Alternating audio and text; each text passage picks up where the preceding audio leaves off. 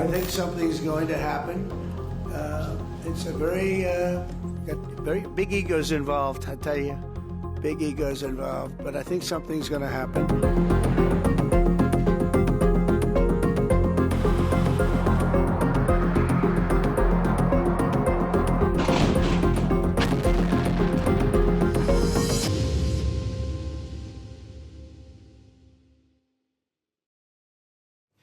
This was meant to be Trump's Nobel Peace Prize moment. A ceasefire in Ukraine, a diplomatic masterstroke, and a legacy-cementing deal.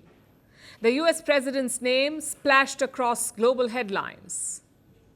That is what Trump was aiming for. Yesterday, he had a phone call with Russian President Vladimir Putin. On the agenda was a ceasefire. The call lasted 2 hours, but when it ended, nothing had changed. Trump may have dialed Putin for peace, but all he got was a let's see. I said to him, we got to get going. And I did say also, if I thought that you couldn't do it, I'd step away, because what are you going to do? We don't have boots on the ground. We wouldn't have boots on the ground. But we do have a big stake. Now look at the statements. Trump says the call went, quote unquote, very well. He claims Ukraine and Russia will begin immediate negotiations, talks to hammer out a ceasefire, and he calls that progress. That's the word he used, progress. But then comes the caveat. Trump says it is not up to him, it is up to them. Ukraine and Russia must work out the terms. In other words, he made the call and left the rest to fate. I think something's going to happen. It's a got very big egos involved, I tell you.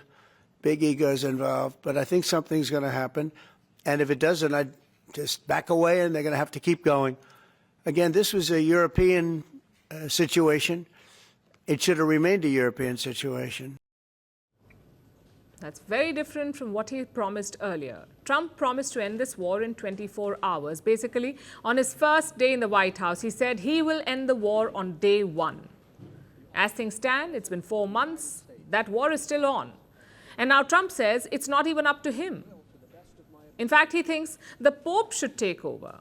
We're not making this up. Donald Trump says Pope Leo, the new Pope, should broker a ceasefire. I think it would be great to have it at the Vatican. Maybe it would have some extra significance. And I saw that it was discussed yesterday, so I thought, and people told me that they'd be honored to do it. I would imagine they would be. So, no, I think it would be maybe helpful. There's tremendous bitterness, anger, and I think maybe that could help some of that anger. So having it at the Vatican would be, in Rome, would be I think it would be a great idea.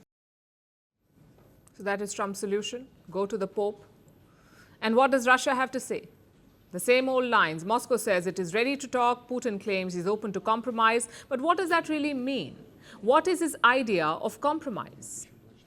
No one really knows that. He keeps talking about the quote-unquote root causes, the reasons why the war began. Which brings us to Ukraine. Yesterday, Ukrainian President Volodymyr Zelensky spoke to Trump not once but twice. Zelensky reasserted his red lines. He will not give in to Russia's demands, and he will not withdraw troops. Yet, Trump believes Zelensky will agree to a ceasefire. I had 2 phone calls with President Trump today in different formats. During the first call, we talked about what is very important for Ukraine, the ceasefire. We talked about these things in Istanbul and before that. The second topic we talked about is the readiness of the United States to make more serious sanction steps. So that's where we're at. And I know how it sounds. After 3 years, it is still status quo. Trump may try to spin it as some big win, but it's not. He's just being outplayed by Putin. And amazingly, he keeps falling for it. Because his basics are flawed. It comes down to a core belief in Trump's worldview that business instincts can solve geopolitics. Donald Trump thinks he can walk into any room with anyone and strike a deal just by being Trump. He calls it the art of the deal.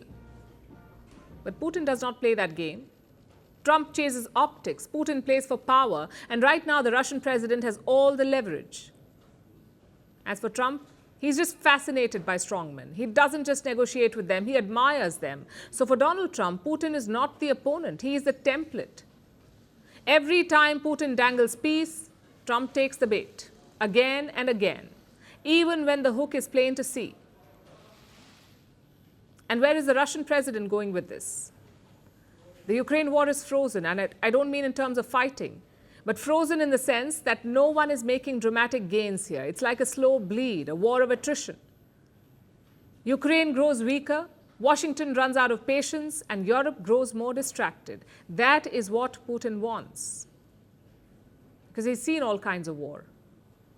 There are wars that are won by weapons, and then there are wars that are won because no one remembers why they started. Vladimir Putin is fighting this second kind of war in which time is his ally. He's not trying to end the war, he's trying to outlast it.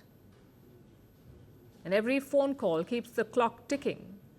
So this was never meant to be Trump's Nobel moment. It was more like Putin's masterclass, a class on how to say no without saying no.